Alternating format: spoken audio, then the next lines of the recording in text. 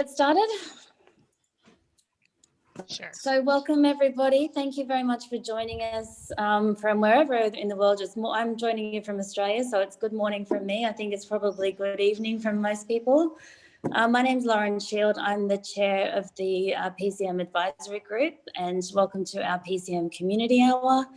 This is an initiative that we'd like to put on once a month or once every couple of months and facilitate a discussion just between colleagues on a particular topic item that might be of interest to the PCM community, in the hopes that we can share best practice and tips and any knowledge that we have with each other. So thank you very much for joining us today.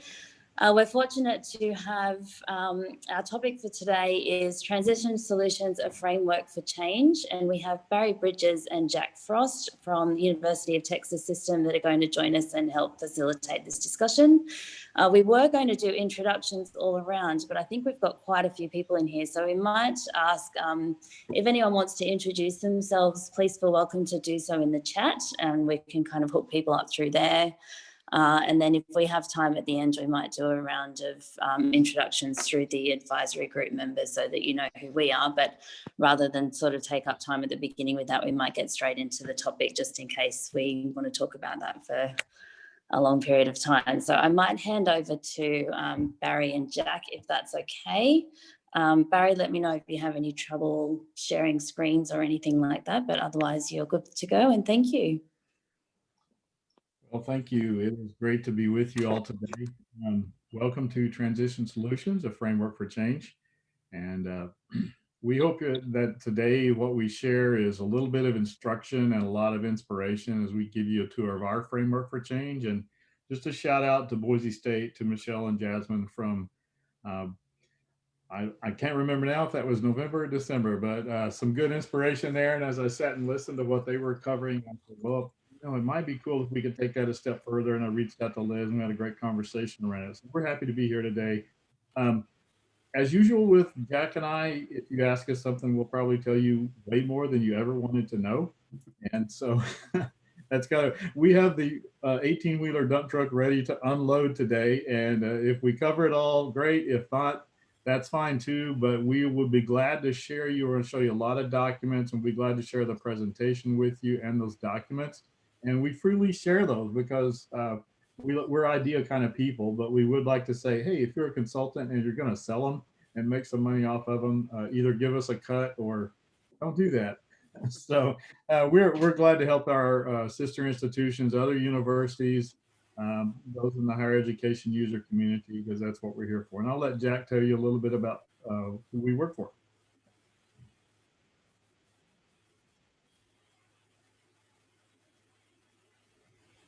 Hey, Barry, you're cutting out a little bit. Is that just me?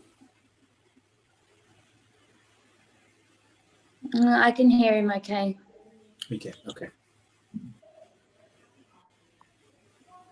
All right, I'll pick up for Jack for right now. If we drop video, that may help. So we're UT Health San Antonio. We're formerly known as UT Health Science Center.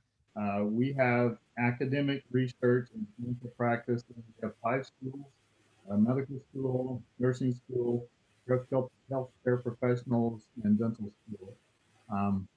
We are hot and heavy in the middle of the pandemic, and we were just designated as a vaccination hub for San Antonio. So lots of activity has kind of exploded this week beyond vaccinating our own staff, moving to other areas. So lots of good adventures for us. So I'm Barry Bridges. As I said, I'm a multi-certified change leader. I've got CCUP with the Association of Change Management Professionals. I've got ProSci certification and a PMP certification. So I've really been a student of organization and leadership behavior for around 40 years. And my current gig is just the manager of this transition solutions team that we're sharing about today. Jack, you want to introduce yourself real quick? And sure. Yeah, thanks. I'm really fortunate to get to work for Barry and with Barry. We get to pal around and draw on whiteboards, even virtually. So I have a background in change management, probably the last 10 years with that focus.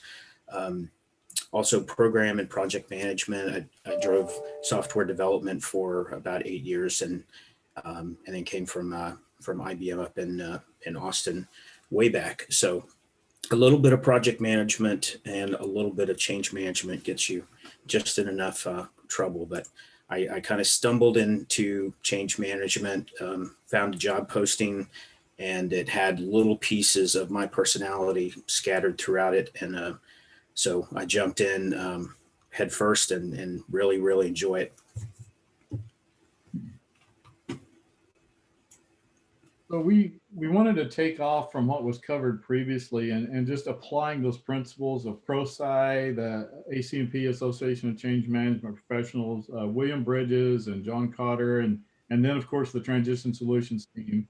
So we've taken all of those pieces and basically recognize the principles that are common across them and then try to develop a framework for our team to follow. And we're going to share that with you today, but we also want to encourage you as you develop a framework that you dig down in and develop toolkits as well. So we want to share basically what we do and how we do it. So it's not necessarily what change management methods should you follow. It's more what is my context? What can I do in my context to apply these change management principles? So our outcomes have been amazing. It's been an exciting journey, the 6.5 years since I was lucky enough to start to put this team together. Today we are very deep in change across the organization, engaged the last 18 months in a significant change initiative, basically transforming the structure of our organization in preparation for growth. We're adding in a hospital in 2024, and the design process is underway for that already. So if you look at the history, William Bridges was basically the grandfather of change management, came from years of experience in transition. John Cotter, essentially the father of modern change management, comes from some of the best minds in academia. ProSci is what appears to be on surface as a real simple method. It actually comes from very consistent, solid research into change, gathering a mass of data from practitioners every 2 years and making it very, very usable. As far as change, you can even pick a methodology like SWOT analysis or the Deming-based plan, do, check, act. We even had one of our VPs suggest we use Kubler-Ross change curve for some change initiative. But really that methodology doesn't matter. It's apply those principles to your context. And don't straight off copy somebody else's homework. Take it and refine it to your context and adapt it, because the heart of change is adaptation and resiliency. So it's our hope today that you find and take what we share and adapt it to your organization. So today's topics, we want to give an overview of the framework. We want to talk about the toolkits that enable repeatable processes. That's a theme for us in our organization, is a repeatable process. We don't want to reinvent the wheel every project that comes along. We want to talk about sizing and scaling the change effort, and that'll be woven through. Jack is going to share some on engaging sponsors, which is one of his masterful skills. Talk a little bit about managing resistance, and then multi-level, multi-channel communications. For us, there are 3 factors that drive what we're trying to do. Up first is that speed of adoption. How quickly can we get people up and running on a new system, a new process, new job roles? And for us, initially, our team supported PeopleSoft, but we have since expanded well beyond PeopleSoft. But we're adding business processes. One of the first initiatives that we undertook with our team was an upgrade on the financial system, where we added in an additional module. So major change effort there, major education, 2,500 plus people were educated across the university in how to use that system. The systems and some of the principles that we use today, we laid the groundwork there. And it became something that for us was a great success, and we grew on that success. The second factor there is that ultimate utilization. So adoption, utilization, how many employees are demonstrating buy-in and using the solution? And finally, proficiency. How well are they performing? And compared to the level expected, are they going back to old methods, or are they sticking with the new methods that we've delivered? So building a framework. Start with what you have and build of what you need is our theme. The elements of a framework are principle-based, a flexible application, a self-guiding structure. Think lines on a highway. So my idea is this, that I have these team members that I am basically training to be change managers. Most of us were training specialists when we first started, and we've grown into becoming change managers. We didn't realize even that there was a certification or a profession, and now there's this huge emerging profession of change management.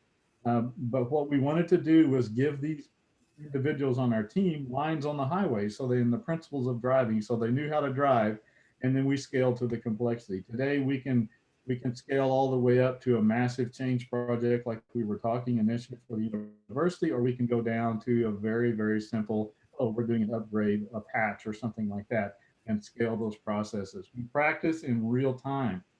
So we're delivering projects and they're following the framework and delivering projects. And then I'm doing the job of coaching. And of course, the bottom line for us is continuous improvement. If we look at change framework principles, really, really want to step through evaluating the scale and the impact of the change. And this groundwork will start showing you some of the principles applied real quick, but evaluate the scale and the impact, and then formulate a strategy to implement that change, develop tactics to implement the strategy, and then execute those tactics and strategy, complete the change. And then we characterize that, as we said, adoption, utilization, and proficiency. What we do, the steps that we walk through, Jack, wave at me if you want to jump in. I am blowing and going here. That's right. We walk through these steps and with the acknowledgement that our framework is heavy on the front end. We do a whole lot of work on the front end for very efficient delivery as we begin to execute the project. So we're going to start with a sizing analysis, which will show you that tool. And that is a tool that I would be willing to share with you. It's simple and beautiful at the same time. We have an audience impact analysis that we will do. We will develop a project summary, which we will share with you. We'll develop a change management strategy, which will share some elements of that. We'll have a sponsor briefing, which we'll share, and then a change management plan. So to understand our framework of where we're coming from, this diagram really flows from the bottom up. We have these domain councils that we call them. There are 5 of them right now in the university: clinical research, education, business support, and then our tech ops. But the requests come in for projects to those domain councils, and they will vet the project and begin to discuss resources and what it's going to take and prepare timelines, et cetera. And then that goes to the Institutional Project Council, which meets 3 times a year on a trimester basis, and will approve those projects. Once a request comes in, I see that request, and I'm immediately going to take a quick look and determine, do we need a change manager? And if that's the case, we need a change manager. I'm going to assign one of my team as the change manager, which really gets into us starting with our framework. Hey, Barry, can I jump in for just a second? Yes, sir.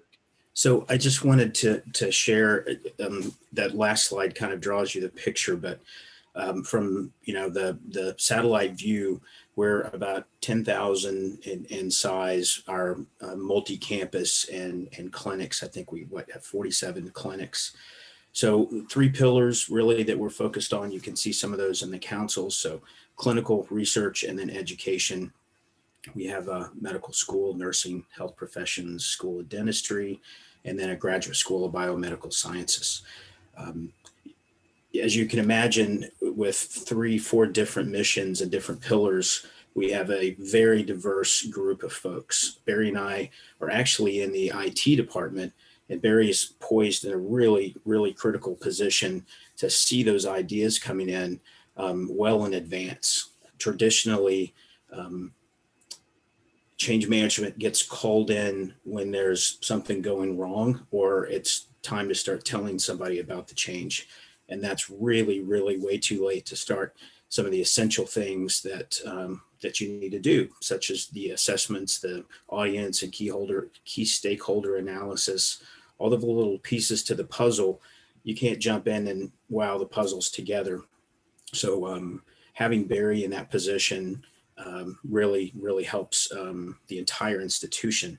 And a lot of them are IT projects. We do have business process improvement and some transformational efforts that he and I are part of. But anyway, I just wanted to throw that overall context in as we kind of dive into the individual tools. Okay, thanks, Jack. So We use SharePoint.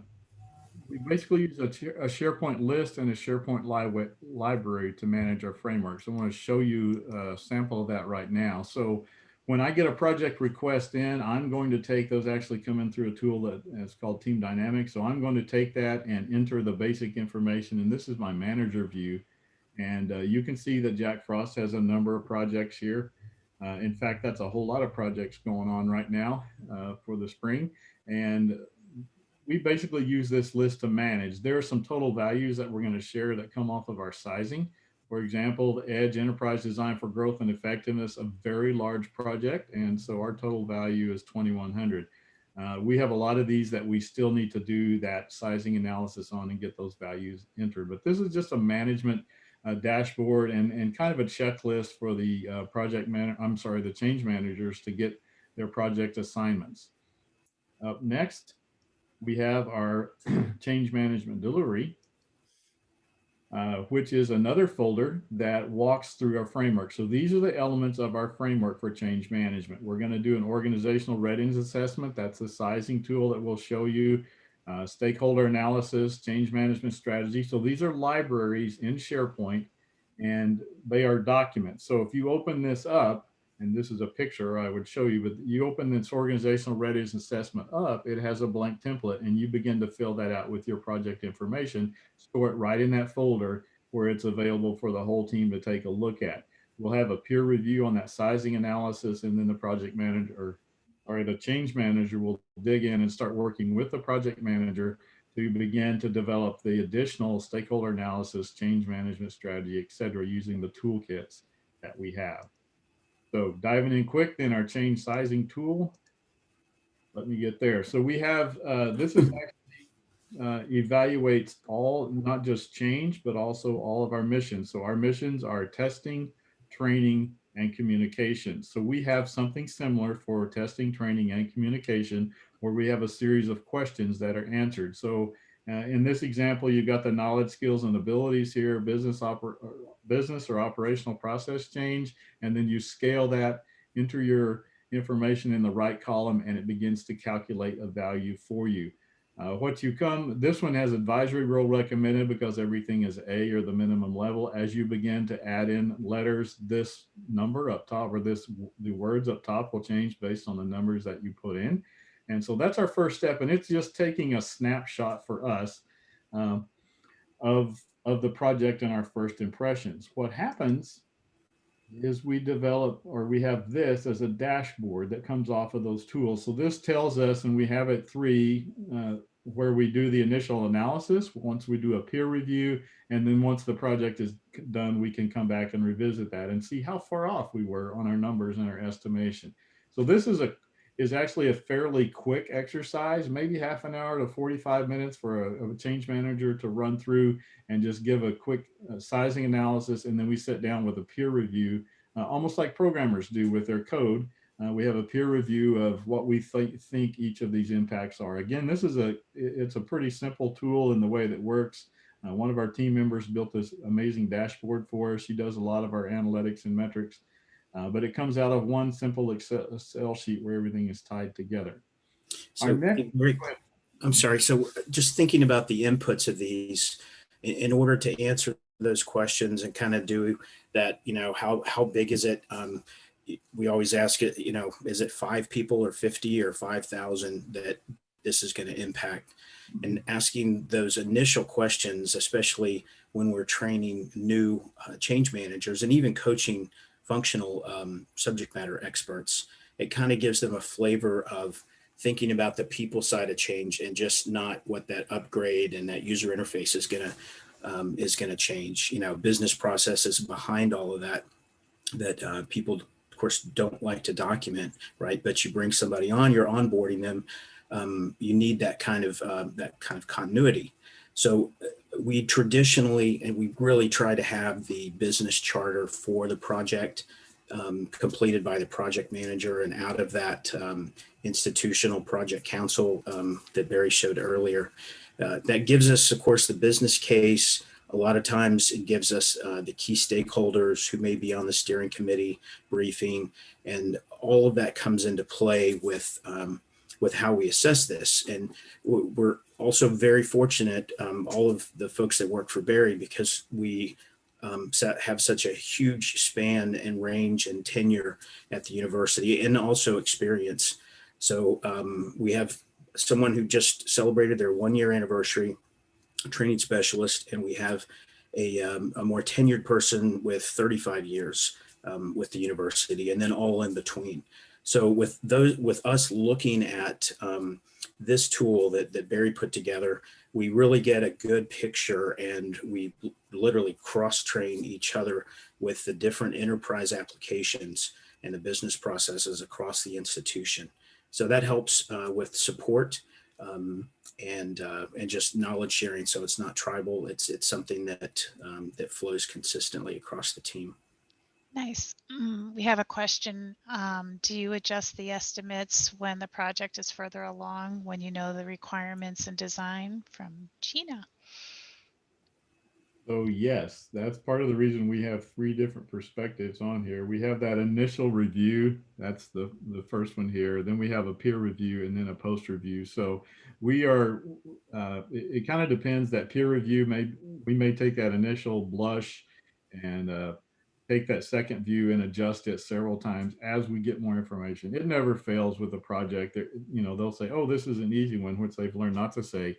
The bottom line is we're going to make those adjustments in flight and try to come back to this. The discipline is not always there, because sometimes we're moving so heavy into the other pieces of the framework.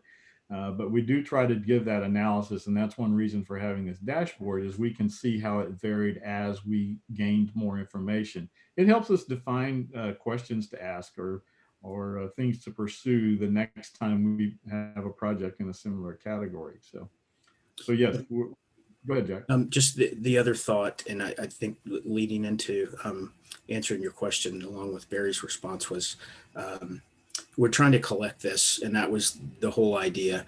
We're always refining. Our templates rarely remain static. We've got a bunch of great ideas and people that are willing to share those and ask all the stupid questions, especially me. I'm the favorite of the team asking questions, but ideally in a year or so, 2 years, we'll have enough data to recalibrate kind of our forecasting, our workload forecasting, and proof out what our manpower needs are, which just continue to grow as people are seeing the value in adding change management strategies and processes. So, the success of our projects and having them stick with positive experiences and not complaints until the next upgrade or the next replacement comes along. So high hopes, collecting data at this point. So at that point too, we're hitting, we mentioned earlier, like the 30,000 foot view. This is narrowing us into maybe 10,000 foot. And then this is where we begin to really get close to the ground and see what's going on. So we're going to take that high level view, and we're going to begin to work through what are the specific audiences. And we have a couple of choices. So we can go, we have 3 people that are ProSci certified. So we can go with the full ProSci audience analysis and all of their analysis and their sizing tool that they have, which is a great tool. But we also don't always need that on a bulk of our projects. Probably 60 to 70% of our projects don't need that. And so we call this our small sizing tool. And so our audience impact analysis is the first step in that tool. We're going to look in and begin to identify. And by the way, all this is done in Excel. So when I talk about it being scalable, we can expand these lists and add as many rows as we need, or we can actually split them out into multiple tabs in an Excel. So we're identifying that audience, the sponsor or project team, the impacted roles or individuals. And when we first started, the sponsors knew what was going on and the impacted individuals knew, but we also found that managers and supervisors need to know that their people are going to be impacted by process change if a new business process or revised business process is brought into play. There's also additional informed in that people that might be supporting or impacted indirectly. So we'll just start with something small like this and begin to list those individuals out. And then we have that column for count. So how many how many of individuals are in particular groups that we're listing, and then process. Is this a change to a process, a system, a tool? And we give that a scale of 1 to 5, which kind of gives us just an idea of how much effort is going to have to go into the communication method. And obviously, we're trying to identify who needs a message about this change with the audience analysis. So up next, we're going to take that information and begin to build just a list of communication objects. And I'll show you one later if we get some time, one that's built out. But the communication object, and we use a simple list like this to manage those objects. And so this could be an "It's Coming" announcement, or this could be the training information that is now available. Your resources are in the UT Health Learns, or your job aids are on the business application user support side, et cetera. So there's those type of messages we begin to develop. Just here's a list and to address those audiences. Finally, we start looking at a change coalition in this, and this grabs the information from the first tab on the sheet and fills in that audience. And then we begin to think about resistance. Are they opposed to what's happening? Are they neutral on it? Or are they supportive? And from that, we develop resistance management strategies, and which we'll address a little bit later on. So that was the next step in the toolkit. As we've gone through, we've done a sizing analysis. We've now done an audience analysis to where we have those audience listed, and a general approach to the messages, which leads me to one of Jack's tools that he developed for us. So Jack, you want to talk about the project summary? Sure. Yeah, so we were having a lot of trouble getting everyone involved with a project or an initiative talking about it in the same way, using the same words. You know, if we take PeopleSoft Campus Solutions as an example, you know, our registration and grading system and kind of student repository, we had a focus group with students. I think we had 12 or 15, very vocal, lots of energy. We had another one with academic coordinators who were users of the system, with the registrar, the bursar, and one with the faculty, right? So the major stakeholder groups. And we asked them, what do you call this system? And I can't count how many different answers we got. It was that purple screen that I log in, which is of course the PeopleSoft, you know, login, PeopleSoft Campus Solutions, that thing that I enter my classes and register for. So, you know, the whole branding idea and literally speaking from the same page is really essential on the front end. By developing this with the project team, sharing it with the sponsor, with the functional subject matter experts, we all talk in a little different terms, right? And you throw around, we all throw around acronyms. So we decided, let's start using this. We call it our project highlight slide. And we started off with just bullet points, just talking points for our executives, whether it's the sponsor or it's a dean or a vice president of research. We wanted them to be able to share the value proposition, which we build into this. Why are we doing this? What's in it for me, kind of thing. And what's the cadence? What am I going to see? So it gives everyone the ability to have some input in how we sell, promote, and eventually roll out communication and messages. And we try to do that on the front end. So we literally get on the same page. But the second value of this is we use a lot of those conversations to kind of train ourselves to whatever that brand is. We ended up calling our system, the Campus Solutions System, My Student Center. And it was a big rebranding effort, very successful. But we get to utilize a lot of the conversations that build this single slide in communications over, you know, the 3-4 months in advance of the go live date. And then also after that, and in our training material. So this information, by, you know, really getting it at a super high level, we're able to recycle it in a lot of different formats. So that was kind of the springboard here. If we have an image, a lot of times we probably have about 25 different tactics, communication tactics and channels that we use.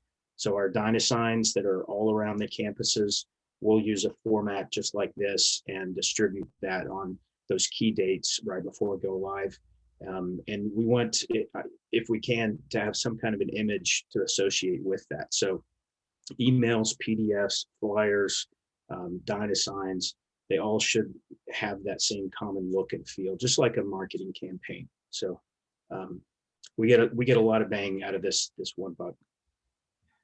So those 5 key messages, by the way, on the right-hand side there, those get woven throughout all of our communication content and our training content. So that's almost, we try to identify what are those core things, and then how granular a message do people need, and begin to develop content around that. So we've got that list that we showed you where we've developed the audience and begin to list those communication objects. This is the core message then that's going to begin to fill in those communication objects.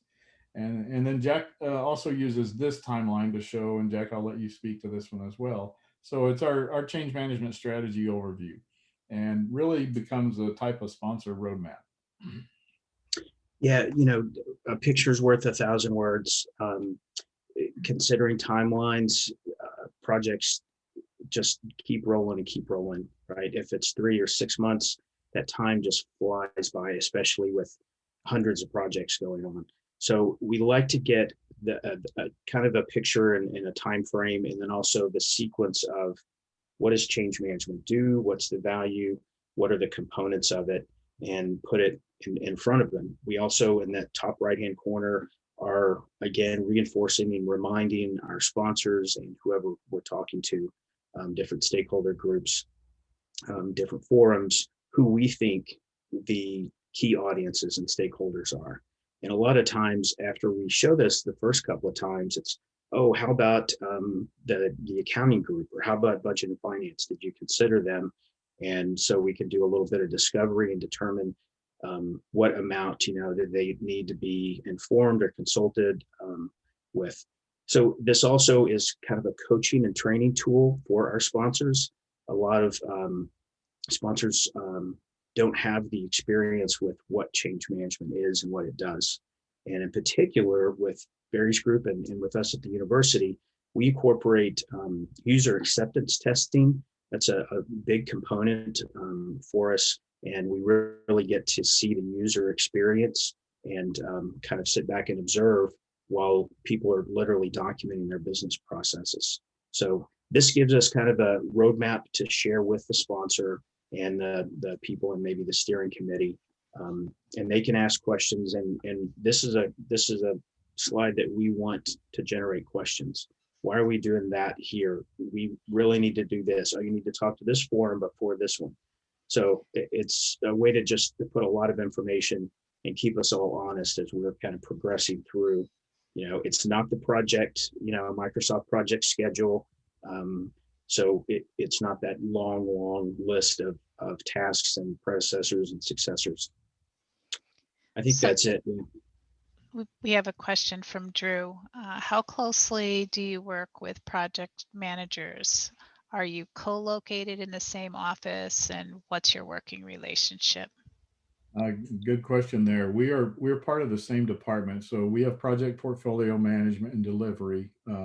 One side of that, and I did not tell you that story to begin, but one side of that is the project management office. And then we have project delivery, which are technical developers. So that's our PeopleSoft developers, our database administrators, etc. So those are the 2 arms of our department, and we're the third leg on that we handle basically, as we mentioned, the testing, training, communication. So the customer interaction side of that. So we're very close with project managers. We're not side by side, but we're very short distance from them. And of course, we've been virtual now for months, and so we're connected constantly with them in project meetings as well as individual discussions. We develop our change management very close and coordinate that with the project timeline. So we're coordinating and syncing up the project management and change management. Jack had a slide. We had so many slides. We had a slide we were going to show that kind of shows how all those dovetail together, but we work hand in hand with project managers. Yeah, and I'll say we have a really good relationship with them. It certainly takes some development just on a personal level, right? That's just the people side of networking and getting people on your team and your coalition. But um, I think they have slowly, I guess I've been working with Barry for a little more than 3 years, and initially change management was kind of the bad word, right? Because it's not on the project schedule and people don't want to do it, right? It's like, let's get to go live, let's work out all the issues. But then we hand it over to the people, the users, and we want success. Excuse me. So, oh, sorry, I got something in my throat. I think that's about it. So occasionally along comes a monster, and we would like to show you this picture to give you that. So this is our data center consolidation and migration project, and we kind of made some things generic on here, but we consolidated 6 legacy data centers into a single data center, lights out data center, and it was a months long project, and we faced some real challenges because we were moving applications and servers, and we have research servers, and we have applications out in various aspects of the organization. The dental school, for example, has their clinical operations servers. There's so many things like that that we're moving, and we began to work with that team, and we really were digging deep to find a good picture. So this is what we came up with, and we called this the bookends, because we have some early communications and some closing communications, and in the center is our repeatable process. As we approach each migration point, which there were, I can't remember the total count, we basically had a T-6 weeks, down 5, 4, 3, 2, 1, a countdown to the migration, and then following. So this really captures, up the left-hand side, captures our audiences, and then captures the activity that's going on with that audience. So we supported that with basically forums and councils, ambassador awareness. So we were going out and discussing, for example, into some of the faculty forums, into some of the operational forums in around dental school and medicine and nursing school, and presented what was going on. And then we also had a message that came from the CIO, and then we had a couple of news articles that came into our intranet. And then we have all of these briefings that take place across the course of the weeks. We have toolkits that are prepared, and then we have the project team meetings for the people that are impacted. So this is a high level picture of a very complex, well orchestrated project. We had outside consultants that were helping, and significant resources from the university. So that's just to give you an idea from the previous slide, a small scale to a huge scale of how we scale the framework. And so that's really change management preparation. That's our preparation. We begin to talk delivery now when we talk about toolkits, and diving into those toolkits. So there's what we call a toolkit. It is really a common body of knowledge around how to do something. The whole idea is that we can all grab a toolkit and follow the steps in that toolkit. It could be a checklist. It could be a process document. It could be a diagram, but it allows rapid assimilation of new team members. We've added in team members and transferred people from being training specialists and begin to develop them into being change managers. And so it allows rapid assimilation, because you can hand them a toolkit and say, do this thing right here. And as they do that thing, they begin to understand the context for that thing that they're doing, which builds their confidence.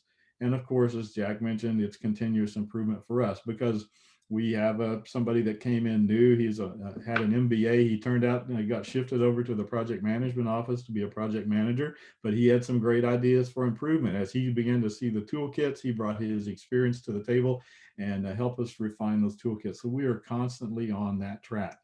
So for us, a toolkit is just a general set of tools to do a specific task. In testing, for example, we have scenario lists. We have a common list that we're going to use across all projects to build our testing scenarios. We use an issue tracker, again, trying to use that same one across all projects. And then we have metric reports that come out of that. Our testing specialist, our testing lead, has tied metric reports in Power BI and Excel back to those SharePoint issue list or scenario list. And it has some beautiful things that come out. We actually now are using Microsoft Office 365, and we have Teams. And those metric reports are popping up in the Teams feed for a project on an it could be an hourly basis, but usually 3 times a day. Mary is delivering metro reports coming off what's happening, testing. Training and communications, those are object inventories, and I'm going to jump in and just show you some live on the screen. So this is, again, a SharePoint list, and it's old school. It's the classic design. We have some modern and some classic. It just kind of depends on where we are as a department. Right now, everything is in classic. So we have this folder. By the way, I mentioned earlier, we have the change management deliverables. I'll just click there so you can see it. We have the change management deliverables, and of course, it's going to be slow to load.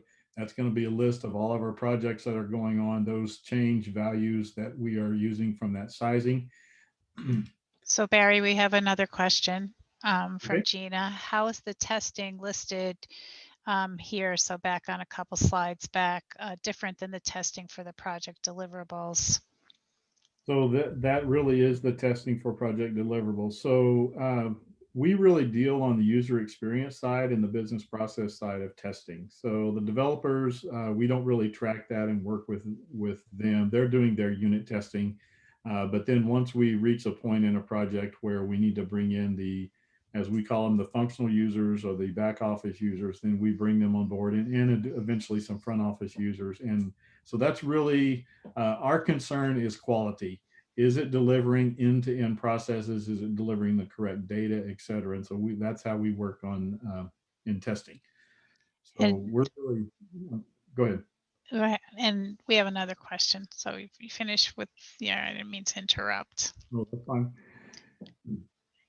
Is the change management team responsible for the project testing and issue resolution? That's from Margot. So we do the project testing. We basically facilitate the project testing. We'll gather, it depends on the project, but we'll gather for users from around the university to do that testing, and we facilitate that with our scenarios and issue tracker. Our developer group is the ones that are taking those issues and resolving those issues for us. But we're integrating back and forth between the project managers, the development group, and those end users or back office users that are doing the testing. It's kind of unusual to have that in change management, but we like it because it enables us to gather a lot of information that we need for communications and training. So very, very closely tied together. Yeah, so I guess one example there of how we fit in, one person on Barry's team may be, excuse me, my allergies just took over. One person on Barry's team as a change manager may be facilitating testing, giving people, the boundaries and kind of the framework for testing. The functional leads, of course, would develop the test scripts, but with their knowledge of the system or the process, they may jump and skip over something because they know it so well. So this gives us an opportunity in walking through an end-to-end set of processes to identify where some of those sticking points or bottlenecks may be. So a project right now, it's one of our PeopleSoft projects. We are, Mary is the test lead. She's facilitating that, works for Barry. And then I'm the change management lead. So I sit in on all of those testing meetings and kind of take notes and observe, if you will, just like a kind of a user experience window, that's that can only be seen one direction. I mean, people know that I'm there and know what I represent, but that really allows the collaboration and the partnership with developing the training material.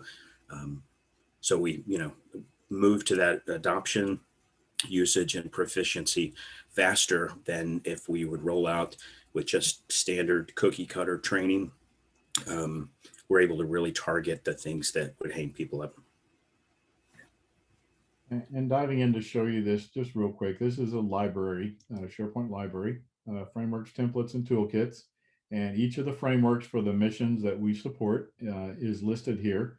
And to give you an idea, I wanted to show you real quick under training framework, just how we do it. The same way we have on the change framework, we have a series of steps. We have these documents that are numbered in order. So implementing the framework, is you're following a sequence. Those are the lines on the highway that we're talking about. So we've got the training framework, a questionnaire, our plan template. We've actually merged our templates all into a single change management plan, but we have development process. If we dive into the training toolkits, then those toolkits, again, it's a document library, and they are numbered in sequence. So if someone has been assigned to develop training objects, then they're going to go to the appropriate training inventory and recognize what they're going to need to do. Is that a print document, an infographic, or an on-demand training? And so they'll open that up, and these are the templates to get them started, or these steps or checklists to get them started on that development. And I always hesitated to do a live demo for this reason, because it's a little bit slow.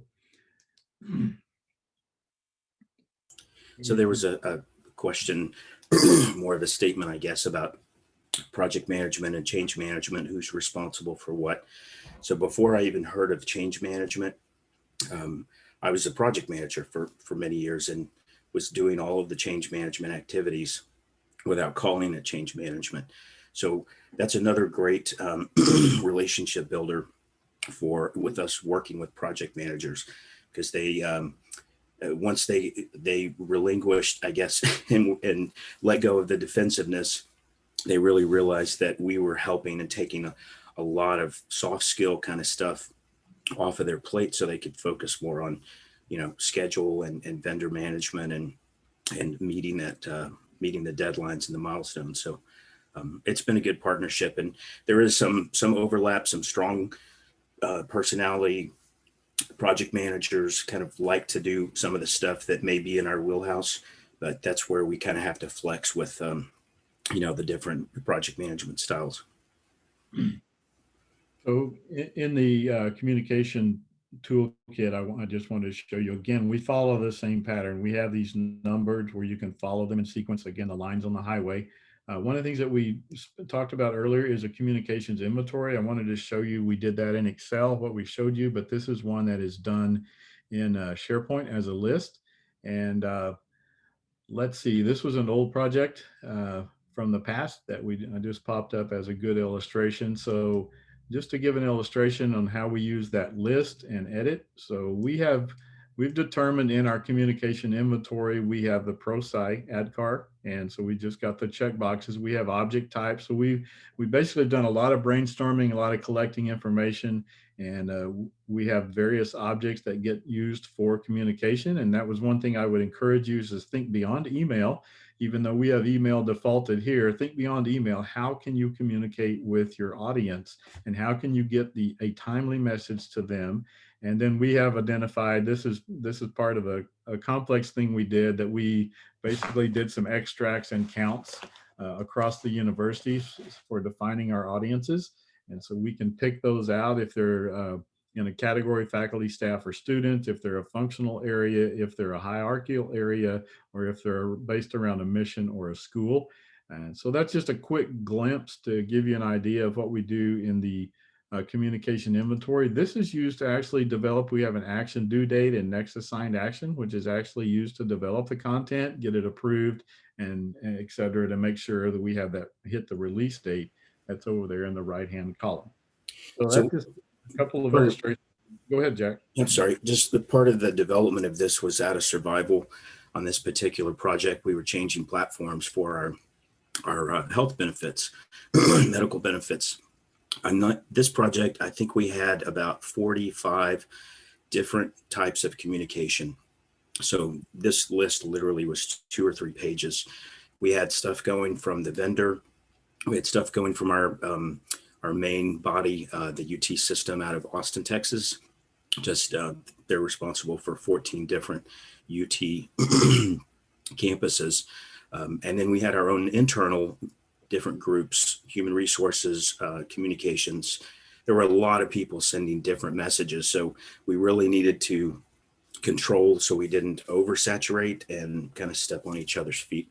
And this was what was born out of that need. Well, I realize we've got less than 10 minutes in our scheduled time, and we're on slide 27 of 35.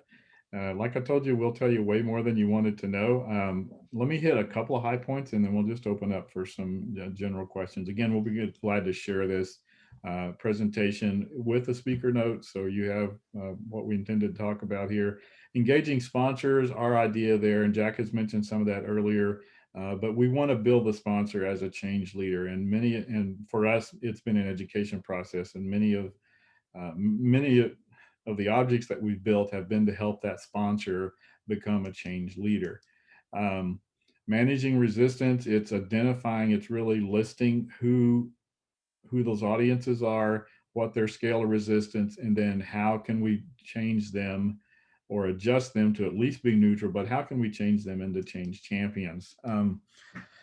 To jump real quick, just multi-channel, multi-level communications. I mentioned that a minute ago. The whole point is just a relevant, timely message. How can we get the right message to the right person at the right time to equip and prepare them? And this was a great idea, a brand ambassador newsletter. We actually identified some change champions and built a network of brand ambassadors that we fed this newsletter to on a routine basis over the course of, I think we were every 2 weeks for 13 weeks leading up to that Campus Solutions upgrade rebrand into My Student Center.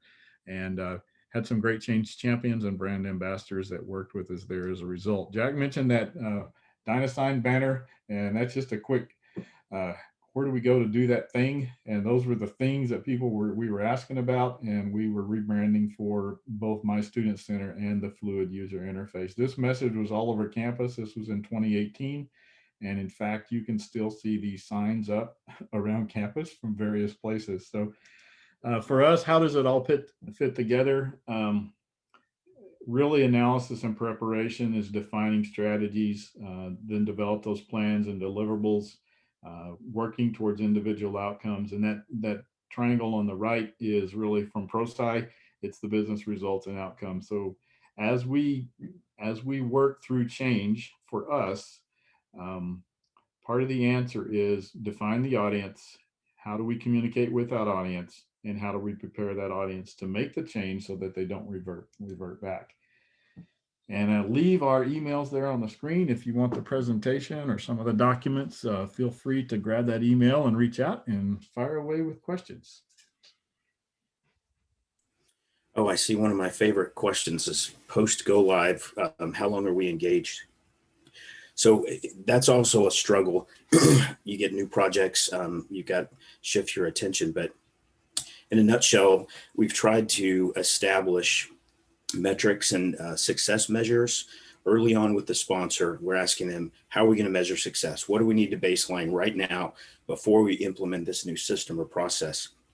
After that, we set up a meeting, usually 60 days, maybe 90, and then 6 months into the future with the sponsor and the key stakeholders.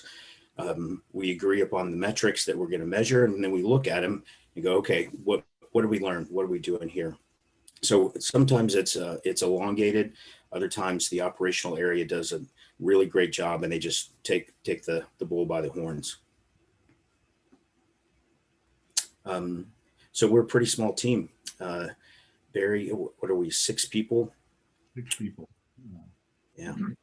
And that includes Barry. He's certainly a working manager. I'm a player coach. Yep.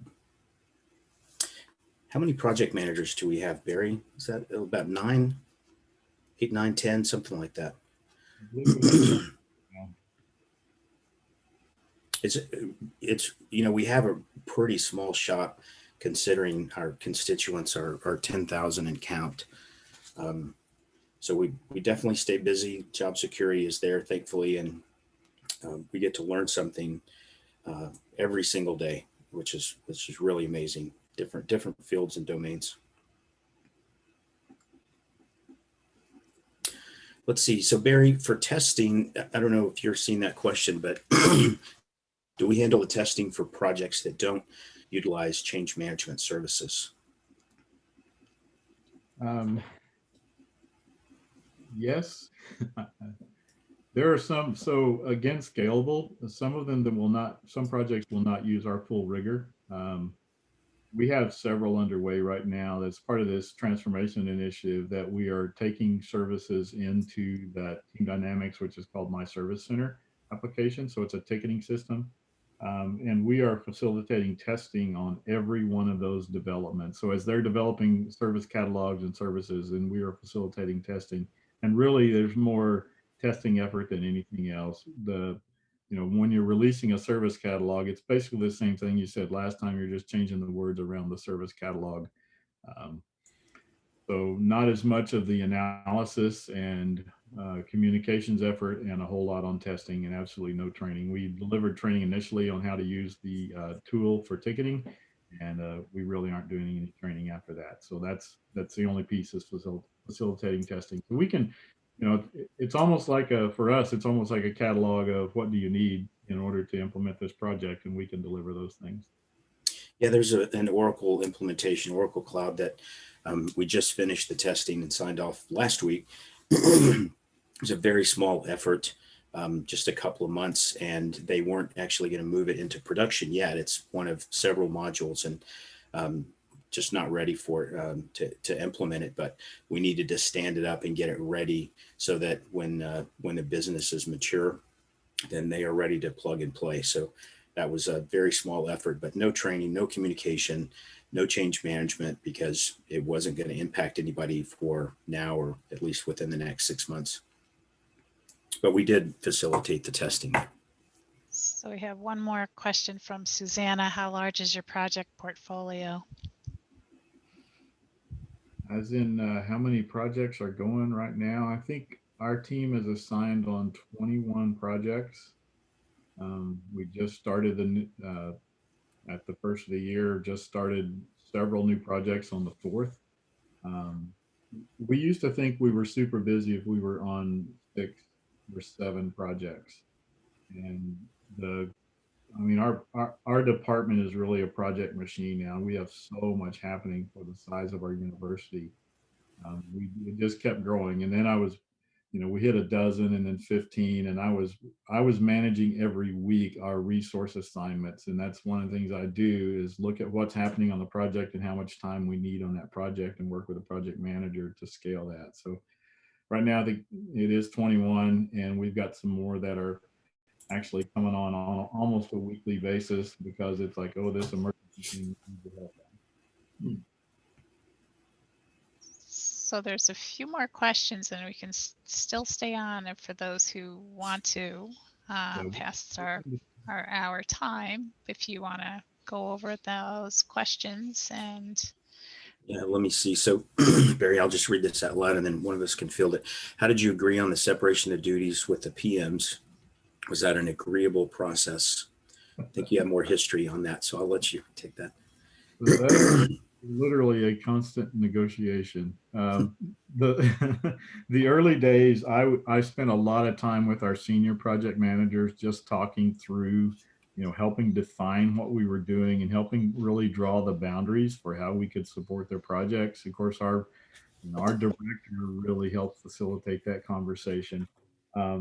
Now, as we onboard new project managers, we have an onboarding process and an education process with them to share what we do. So it's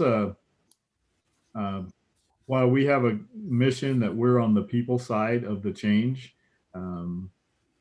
it's on a constant, I don't mean in a negative way, a constant tension, but literally a constant negotiation.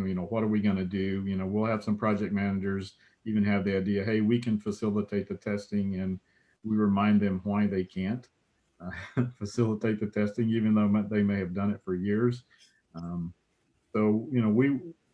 We work back and forth with them, and they're very close. They're our friends. We work close together, colleagues, and a great deal of respect both directions.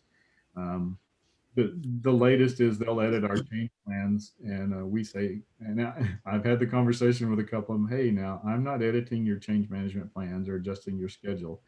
So please don't do that for us. Let's have a discussion, which we're totally open.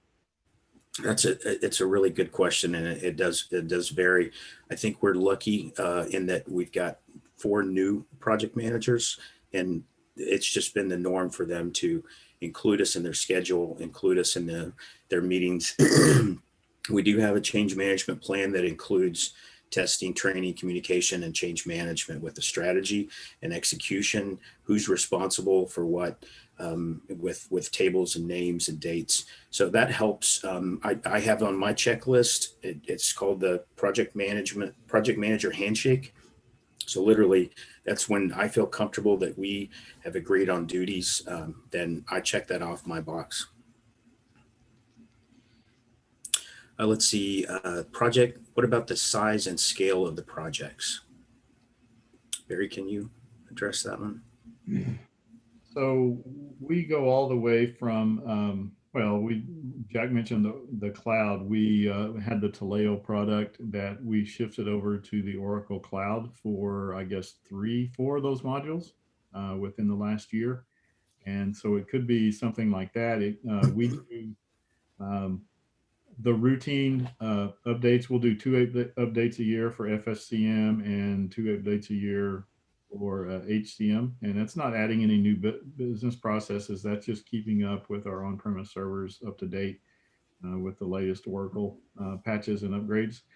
And so we are engaged with that because we're facilitating testing for that, admittedly scaled back a lot of times. But then if we're adding a new business process, or if there's something significant that changes, for example, when we shifted over to Fluid, then we're going to be working on that.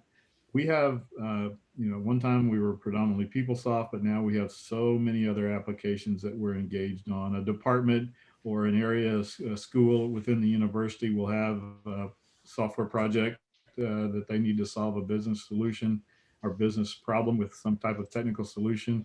And we get engaged on those projects. A whole lot of software as a service, which are now known as cloud applications that we're working through. We just basically redrew the lines of our partnership with the School of Dentistry and moved all of their applications. They have some 75 applications that have been developed homegrown, as well as their clinical applications. We moved all of those into the central IT department.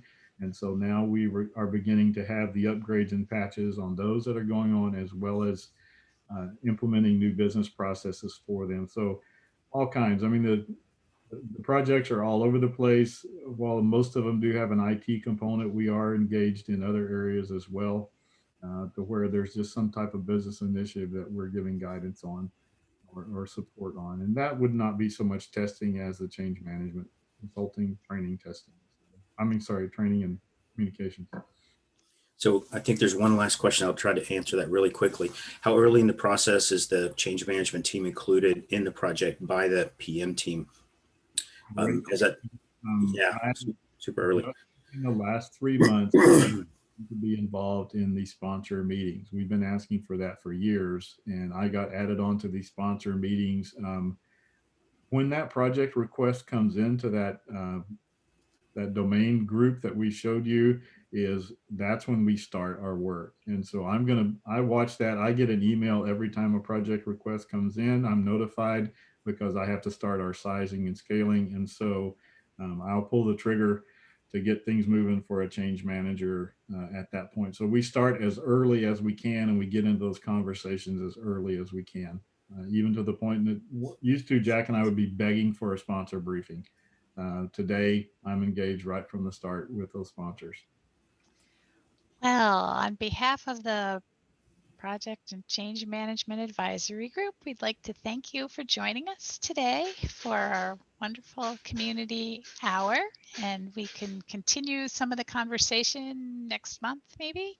And we'd really like to thank Barry and Jack for a great presentation. And we'll try to get them posted up on the PCM community page on the HEUG website.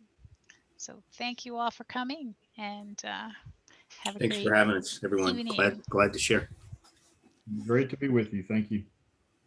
Thank you to both of you. Okay. See ya. Bye. Bye.